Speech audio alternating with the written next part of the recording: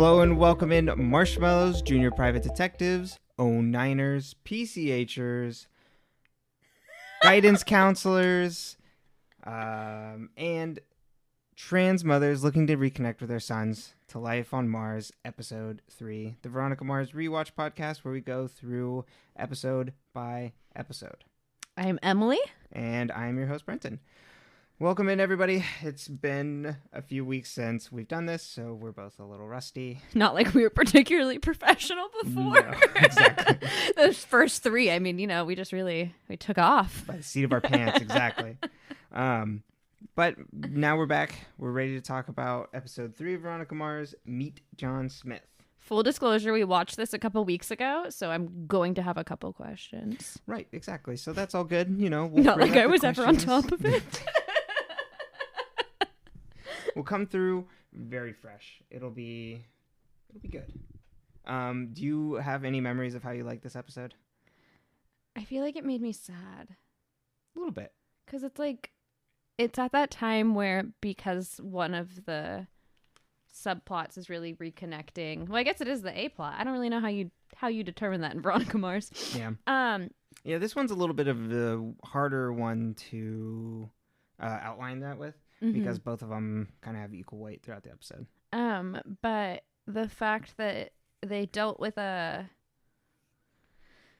acceptance of a trans parent, but also the fact that the parent had been hidden from it. There's so many layers to it that I'm just ooh, it screams dirty and exploitation of a protected group, or what should be a protected group. But also at the same time, it's exposure, and it's the early 2000s. Right. Yeah. It's a different time, but that person's also not it's a twist. It's not a, we aren't digging into who this person actually is or what led them to being a trans person. There's none of that. It's literally just a twist at the end. It's just like Pretty Little Liars. There's a twist at one point that it's Charles, but Charles was a girl that you had met before called Cece. Ooh. For any of you that are watching Pretty Little Liars, so sorry if I ruined it for you, but you're about 10 years too late, so you get what you get. And I was so frustrated because just at that point, it was 2012, 2013. No, it might have been 2014 and later. We were already dating, I think, by the time that show ended. Yeah. And I think by the time that twist happened. We were you were definitely still watching it. It was even probably a couple years into our relationship. I remember it was finishing. Good God, and they took forever to finish. Yeah. But then on the other hand, you have Duncan's plot of really honing in on his post-traumatic stress disorder and him taking antidepressants and not taking it, or wanting to get off the antidepressants, which is another thing that's kind of oh, okay. Well, and what's problematic about that is they're sure, the doctor makes a comment that it could be dangerous to quit them cold turkey, but he doesn't, it is dangerous to quit antidepressants cold turkey. And they didn't talk it, they didn't show any of the side effects except for the potential erratic behavior, which some of the physical side effects are so much worse and so much more dangerous that I'm why, we should have after school specialed this and really honed in on brain zaps aren't fun, and neither is withdrawal, so maybe you shouldn't quit your drugs without talking to your doctor. Right, exactly. Yeah, there's no strict talking to. He sees Lily at the end and then decides oh God, I don't want visions of my dead sister anymore, I'm going to take antidepressants. Also, I just feel that's such a strange example to use for a PTSD, or even a bipolar symptom is I'm seeing visions of my dead sister. Yeah, I know. Not even I'm having weird dreams about her. Yeah. But she showed up, but she shows up in a bloody form after she's already been murdered. It's not he sees her as she was. No. And it's literally it's her appearing to him to tell him that, oh, hey, you haven't caught the right guy, pretty much. Yeah, it's strange. That one's strange too. Yeah, it's a weird episode, and also I wouldn't say Duncan is particularly interesting in the episode, even though it centers on him. I would argue that Duncan's not usually interesting. He's kind of a Dean, if you will.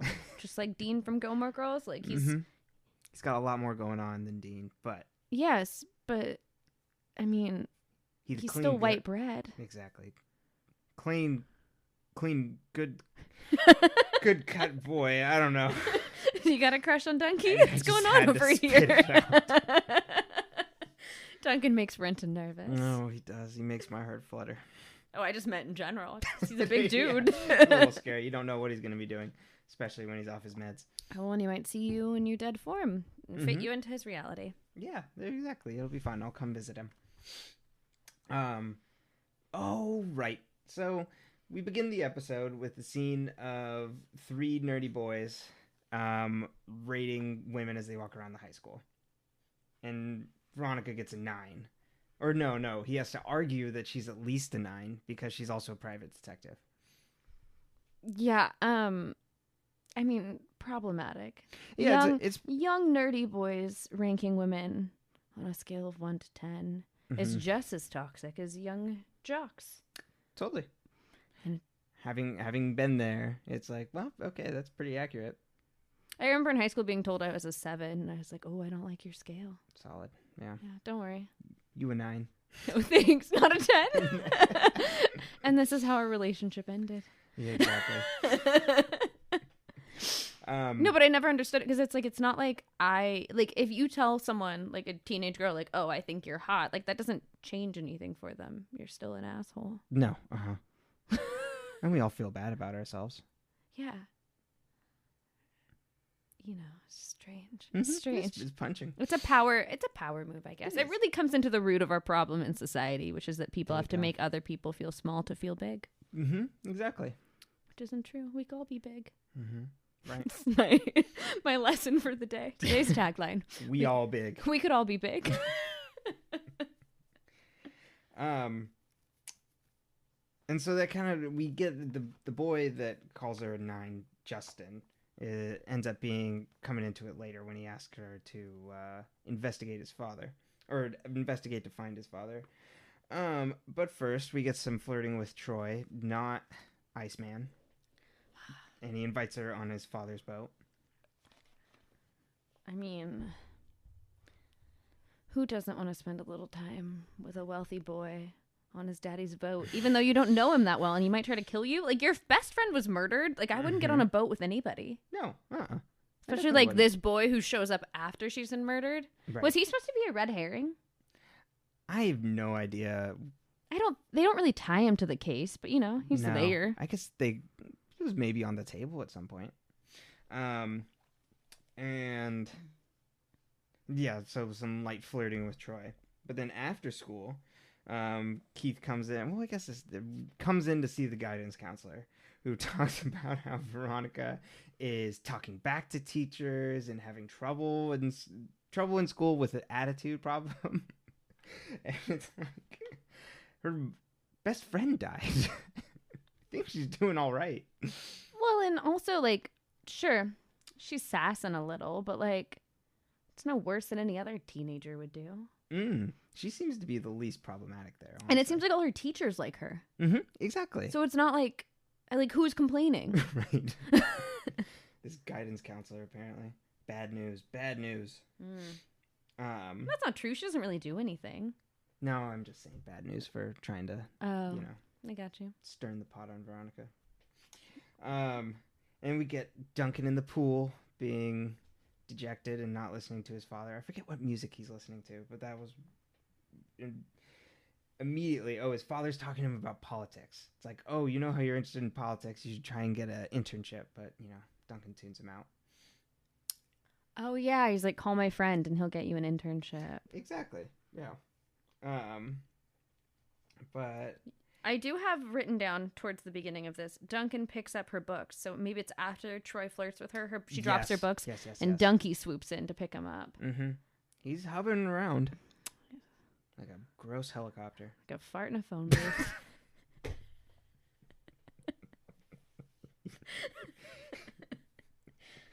Oh, boy.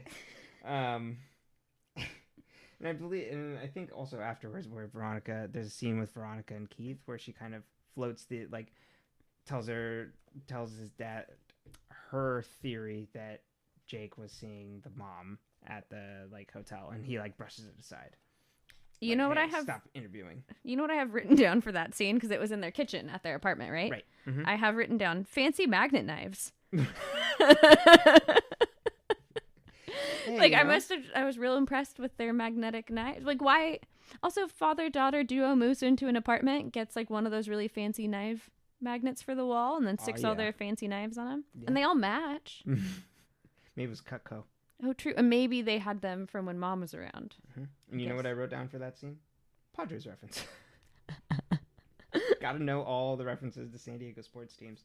I also have a thing about Duncan when he's talking to the parents, and it says formal place settings because he, when he's done eating, he lines up his forks correctly. Yeah, because that's after that scene where with the pool. Yeah, Keith and Veronica at their house. So then we go to where the Canes are all having dinner, and he's like just sitting there dejected. This isn't where he stands up and gives the toast, but then he like leaves early, and then when he leaves, we're treated to a scene of Veronica and Duncan like making out in the back of a car, and it like weird gauzy filter and stuff. And then Veronica wakes up from a dream.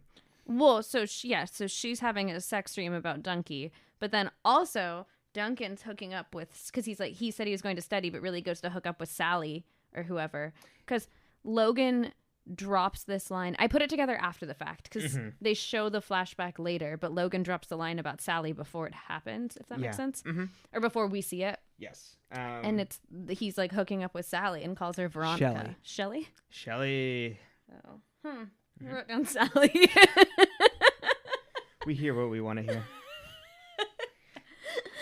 Should we insert a photo of Sally on our Instagram when we set it up? So that way...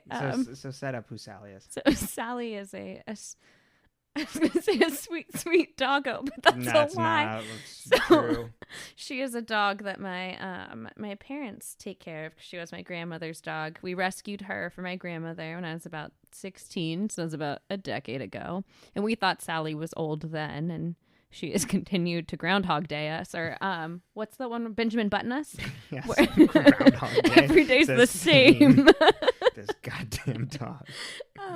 But she is a mixture of some sort of brindle, Chihuahua, Terrier, Dingo, demonic creature. We think she might have been here in the beginning, like the Big Bang happened, Sally popped out of the ooze. Like, we're not sure. But no, I don't think Dunky would be hooking up with her. We'll provide. She doesn't have enough teeth. Oh God. Oh, and she smells. Boy, she smells. We love her dearly. Yes, she's a beautiful Dobie thing. Then next we get the video store where Justin works, and he kind of pesters Veronica of like, "Hey, aren't you oh wait, sorry. Before he pesters Veronica, there's a woman, Melissa Leo, who character actor, and I tried to look up. I'm like, okay, what can I look up that Emily would know her from? Because she has like 1.5 million things that she's done. But she was do you remember the show Wayward Pines?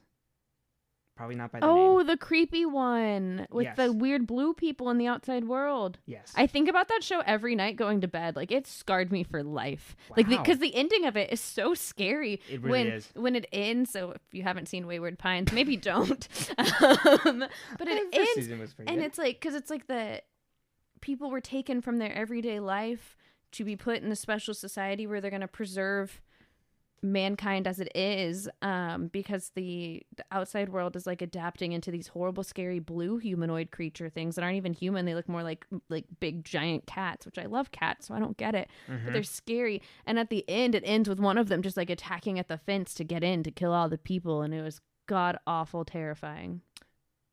Right? That's not how it ended.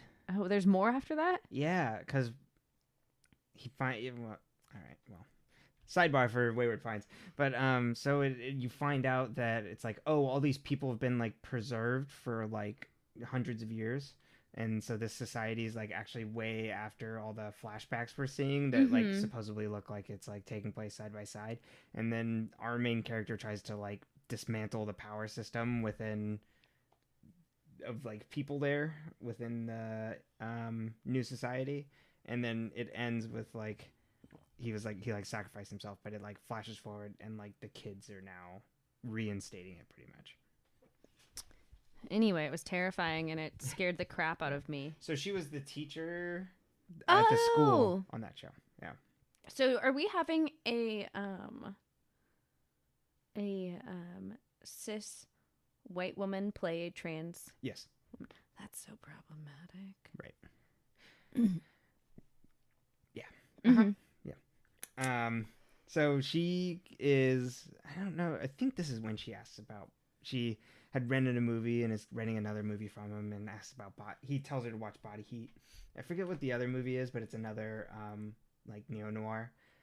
So, you know, flexing his, know-how of, noir films. But then Veronica and Keith are checking out and he asks Veronica about like her private detective stuff and she's like, hey, talk to me at school. And then next we get a scene with Duncan at the house where his mom is like, hey, take your antidepressants, like make sure you take that, and instead he throws it down the drain and is like, I'm gonna begin a new life off my antidepressants. Which, like, wouldn't he really just be picking up, continuing his normal life? Whatever. Yeah. Yeah, whatever.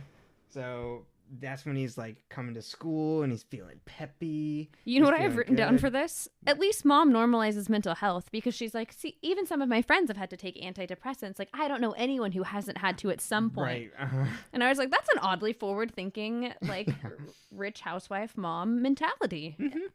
I support you. Right.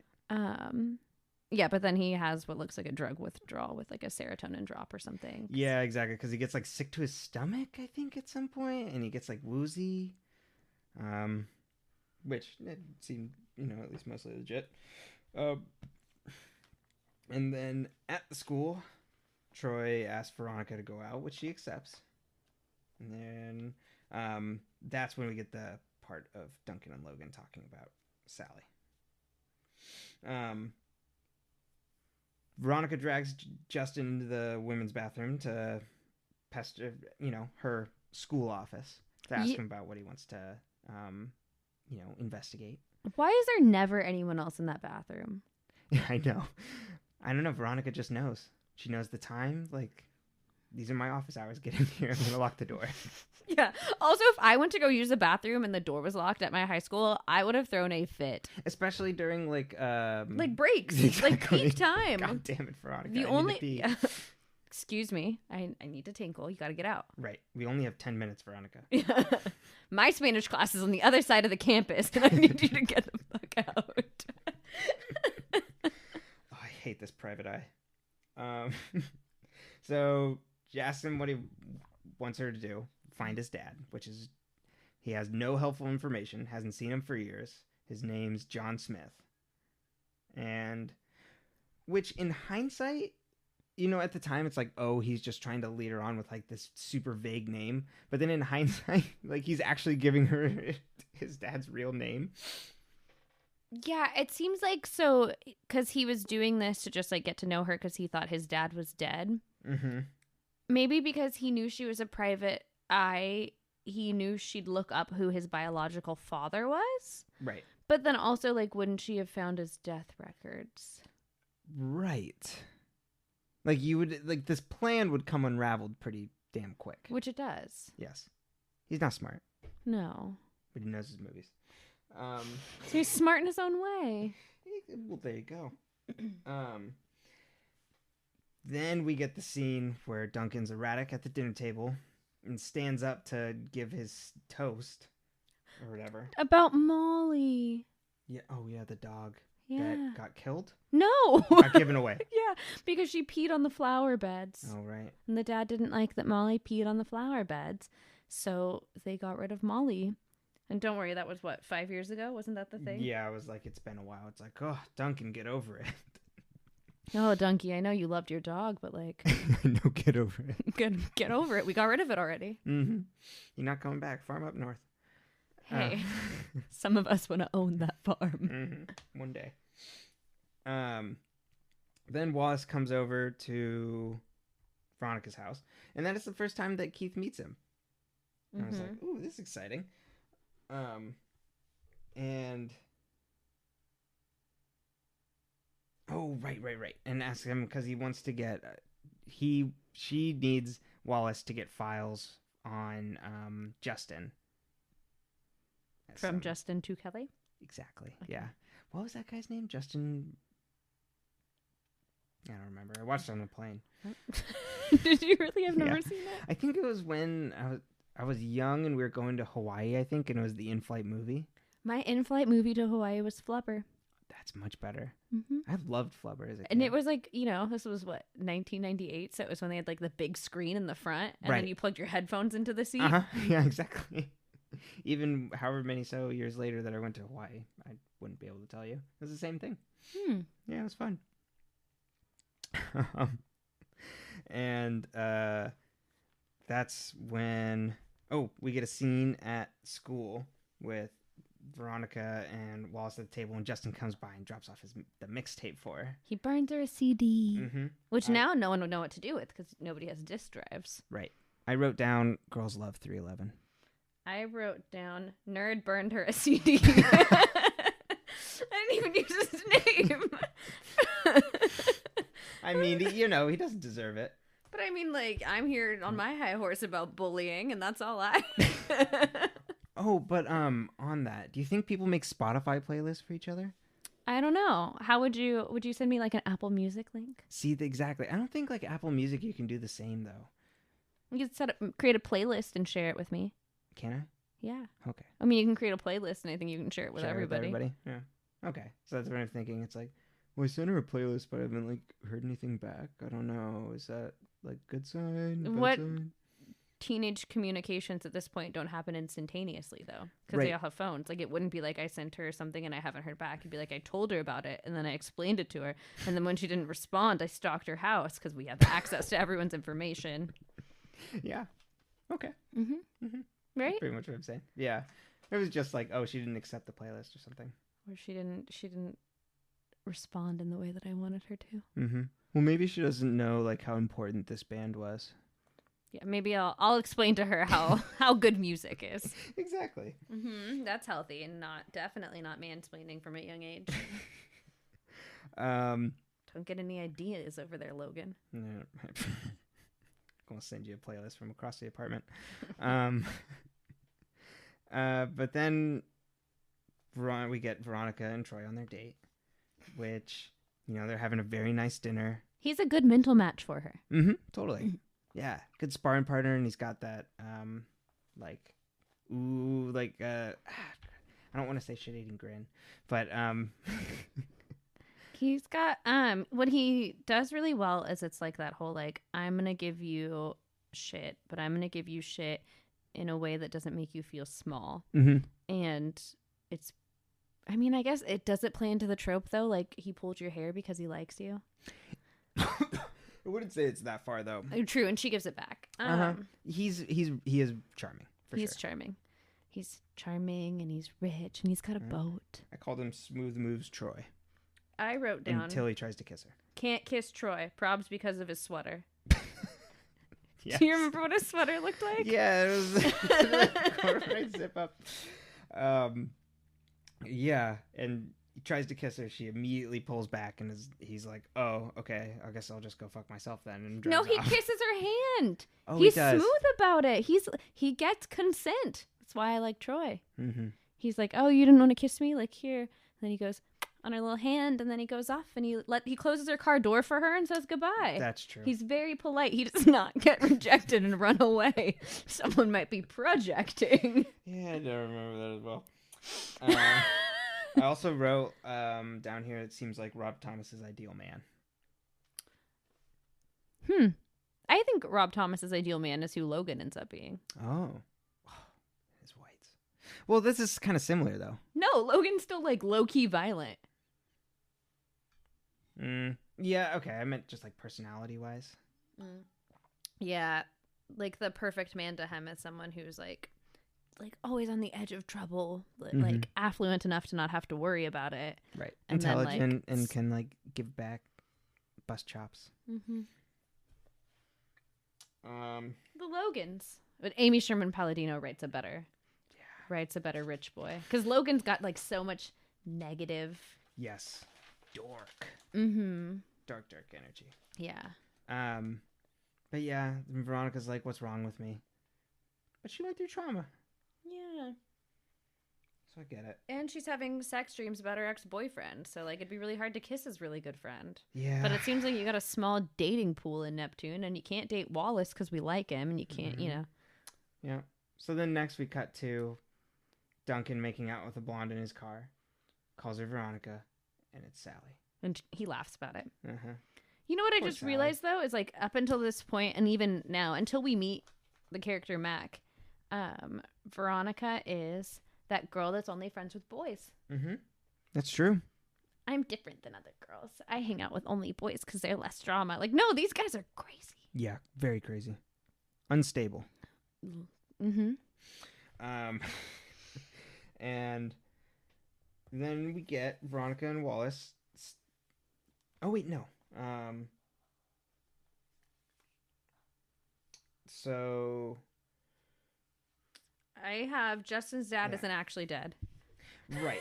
So I was gonna say because I did skip over Wallace and Veronica mailing out the notes to all the John Smiths they found, and because they were sending out notes to find his missing dad, and they made like letters pretending to be like, oh, you won, call this number or send a note to here, and then Wallace gives, now flash forward to the current scene, gives Veronica the file which says his father died in first grade, and she goes to confront Justin. Hey, what's wrong with you, dickhead?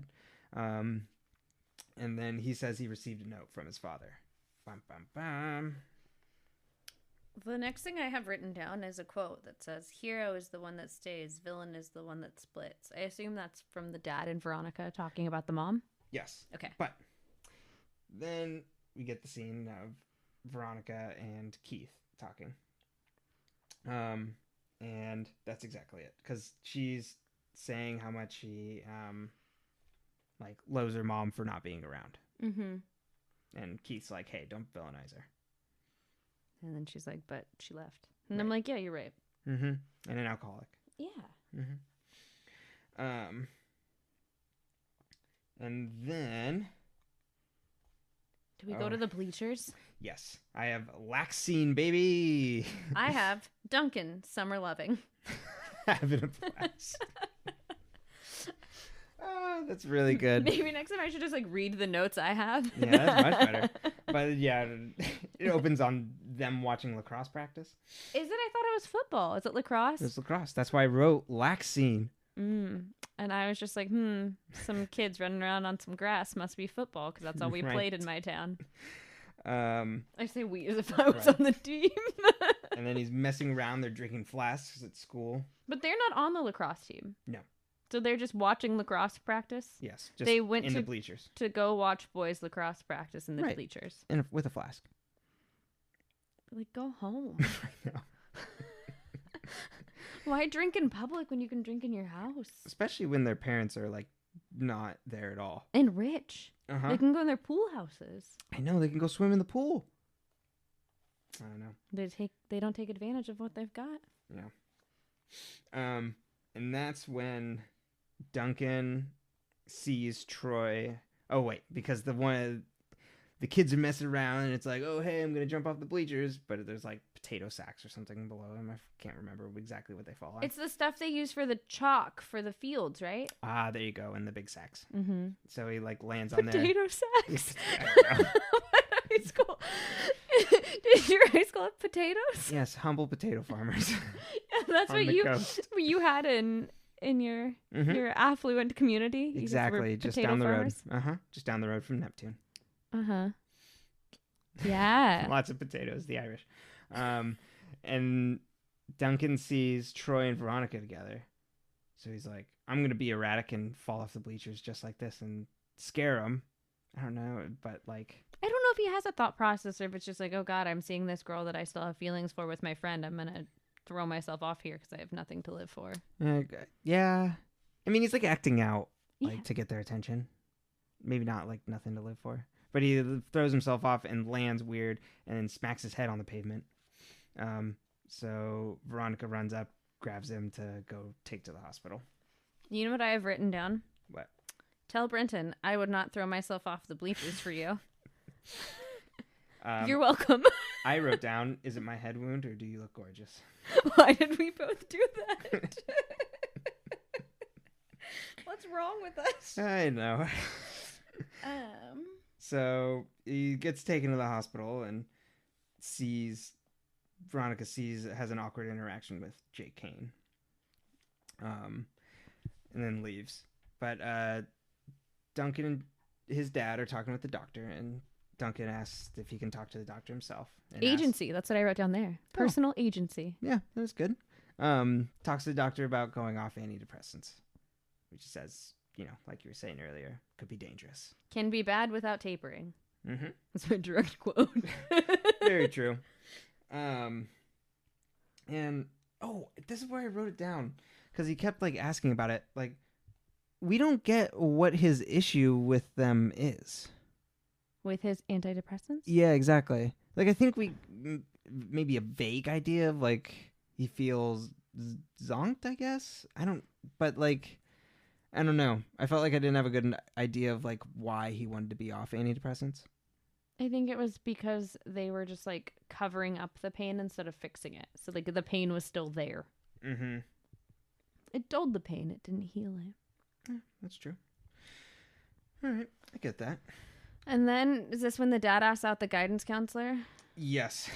Because he saw her coffee cup on her desk at the school and knew what coffee shop she went to because he's creepy. We love Keith. Very creepy. But like, that's creepy. Mm-hmm. It's not okay, Keith. Right. And then she goes, Sheriff Mars, you had my vote. Ooh, baby. That was a good wink. Thank you. Really plays well. Plays well. I think podcasting should mostly be physical comedy. Exactly. It's like charades, but you just don't get to see it. Mm-hmm. And then Veronica is back with Justin and has 3 photos of the John Smiths that it could potentially be that live in San Diego. And then one of them has like a bald head, glasses, and like a leather jacket. And he's like, that can maybe be my dad. So I put petty criminal or racetrack enthusiast. I don't really know how to. We don't. I don't think I've seen either. Okay. So then they go and kind of follow him. Justin like sees him there and tries to like interfere, like get in the way, and realizes that it isn't him after the sunglasses come down because he doesn't have the same color eyes as his dad. So there he realizes that it's not the he's like that's not like his actual father. But before we get this resolved, we cut to Duncan having his Lily scene. You know what I have written down? What? Hallucinates Lily visiting, has the truth, and then in quotes, donut. Mm-hmm. She calls him a donut. Oh. Yeah. I was like, why did I write down just donut? the word donut in quotes? I put calls Duncan a donut. See, Classic well, jab. That's helpful information. I just wrote down donut in quotes. Well, I was very happy with her use of donut. Duncan, you donut. Oh, I get it. Yeah. Oh, no. But yeah, it's pretty much just like, you don't know the truth. Duncan, you donut. Yeah. Uh-huh. I would have never gotten that like at this time because there were no Dunkin' Donuts in my town. Right. Uh-huh. And we didn't. There was no Dunkin' Donuts on the West Coast either. Oh. Or sorry, Southern California, where I grew up. Neptune. But you speak for the whole West Coast. I do. Definitively, there were no Dunkin' Donuts before 2010. If Pitbull's Mr. Worldwide, you're Mr. West Coast. I'm Mr. Yeah, exactly. Dale. Oh, God. So Justin and Veronica follow this John Smith, and she's gonna go poke his like put his rub his nose in it. Goes to like poke around the house to like follow after the car, and then he's like, "Hey, what the hell are you doing? Like breaking into my house?" And then that's when when she breaks into the garage. yes, and that's when the woman pulls up, and they figure out that the woman that's pulling back into the house is Justin's dad. I have written down first grade, but I thought you were dead since I was 11. But like, because in his student file, it says he was in first grade when his dad died. Right. But his quote is, I thought you were dead since I was 11. So what did he think for the first 4 years? Here's what I put. How many times was he held back? That's not okay.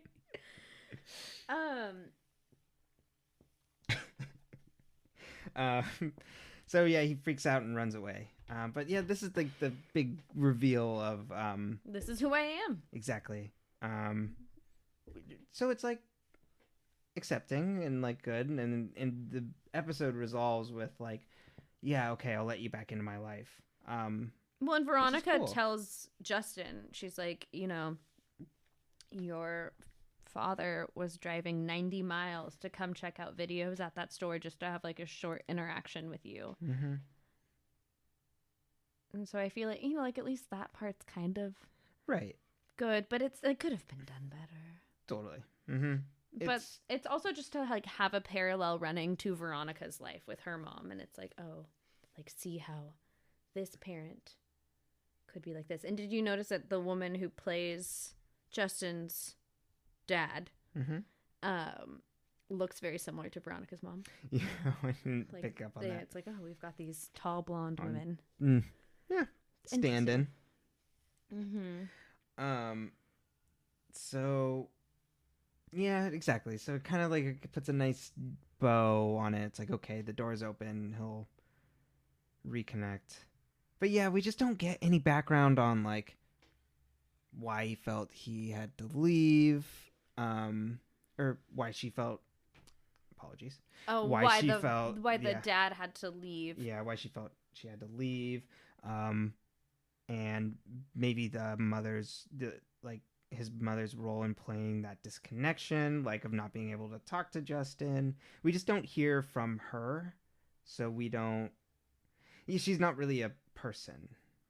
Yeah, she's a placeholder, which is rather unfortunate. Mm-hmm. Yeah. Yeah. Well, and it's so interesting because it was like when the confrontation happens.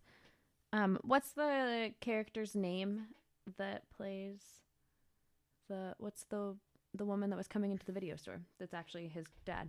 What's right. The Melissa Leo. Yeah. So Melissa Leo's character, is like, oh yes, your mother told me that like she did threaten that she would say that I died instead of explaining to you what happened. Mm-hmm. And so like I guess it kind of shows like what kind of household Justin's being raised in. Right. Yeah, exactly. Where there's like that heavy level of oppression versus just speaking truth. Mm-hmm. And yeah, so that's why it would have been like cool to understand like I had to do this because like I was born in the wrong body. Your mother didn't like that, didn't understand, and completely severed ties. Like something like we're left to kind of fill in those blanks, which is what I assume that something like that is, but we don't really know. Yeah, and it's. But I guess also why, and yeah. Sorry. It's also, I mean, it kind of plays into like my big problem with Rob Thomas is that the only character that gets any sort of arc or development is Logan. Yeah. Like we don't get to find out anyone else's like history unless it like pertains to the murder of Lily Kane. Yeah. We don't get to find out anyone else's motivation or drive unless it pertains to the murder of Lily Kane. Mm-hmm. Yeah. So it's, I mean, it kind of plays into the issue you have. It's like he tries to cram, because like when you look at this and like you think about, because we're almost at the end of the episode, how much information he puts in one episode. Yeah. But like so much of it is just extra. Yeah, exactly. It's fun window dressing or like twist for sake of twist. Mm-hmm. Yeah. But then this prompts Veronica to go find her mom in Arizona. Mm-hmm. She goes to her mom's friend's house. And what did you turn to me and say? I'd rather be dead in California than alive in Arizona. It's from Arrested Development. It's not a true statement. I have nothing against the great state of Arizona. I've never been there. Yeah, and visits an apartment where mother stayed, and it just finds a friend. The mom's friend. Yeah, exactly. He was like, Veronica, your mom talked about you. And Veronica's like, I've never heard of you in my life. Which is also interesting. Uh-huh. Right. And then drives back and sees Troy, like says, like, hey, are you home? And we're like, oh, I wonder who the house this is. And it's Troy, and he comes out and hugs Veronica and kind of pan away. Don't they kiss? Yes, kiss. Yeah. Oh, yeah. Sorry, they actually kiss. It was like they just hug. Yeah. But what a hug. This PG movie is just hot and heavy. This is the grade A level hug. I have written down after that, Troy has Archie from Riverdale swagger. Like I remember thinking when he walked out the gate, he looks like KJ Apa, who plays Archie, as he walked out like a door or gate. Yeah, I was like, oh, there's this very specific type of boy that even like 10, 15 years later, we find the same boy to do the same thing with the same personality. Mm-hmm. Oh, yeah. You're not wrong. But yeah, that puts a wrap on Meet John Smith. Yeah. Is Justin's last name Smith? Yes. So the mom kept the last name, or she... Or did he just keep the last name? I guess because we never see his mom. We don't know her name. I have a lot of questions about that. Exactly. I guess you wouldn't, if you told him the dad died, you wouldn't take it away. Right. That'd be weird. Exactly. Your dad's dead. Move on. We're changing our last name. Well, that's dark. Yeah, she's tough. What a rough mom. I mean, you know. Right. We all have our childhood traumas to work through. So the next episode, let me give you something to go off here. So a little something to chew on. Exactly. So you can try and guess the episode title. Oh yeah. Okay. This is my favorite part that I forget every time. Mm-hmm. So this is this is the one. He sounds excited. Yeah. So this is the one with the computer hackers. Oh, so it's Meet Mac. Yes, but that's not the episode title. No. I mean, I'd be interested if you're able to actually figure this out. But what's the name of the website that they're? Isn't that the thing? Is that there's a website? Oh no! So I don't think this is the Mac one actually. I'll give you the full summary. Veronica must outwit a group of computer hustlers known as the Silicon Mafia in order to help Wallace's new crush, Georgia. Episode title, Wrath of Khan. C-O-N, like Comic-Con. I think this is where she goes to the computer place and is dressed up as goth girl. I don't remember this at all. Okay, well this will be a fun one. I literally have zero. And to help Wallace's new girlfriend. Mm-hmm. Yeah, I didn't remember until I just looked at the picture. Are they around for long? Yeah. Oh. Huh. Yeah. All right, well, we'll see what happens when we watch that one. Exactly. Stay tuned for Wrath of Khan. And have a wonderful day, marshmallows. Yeah, stay toasty, marshmallows. Oh, that's cute. That's much better. That's your sign off. Oh, was it? Yes. Did I come up with that? Yes. Oh, God, it's been a while. All right. 1 week off, and she doesn't know what she's doing. All right, well, we'll get you back in the swing of things, and then I'll throw it to you. Perfect, thank you, and I'll be a s'more. Exactly. Adios, everybody.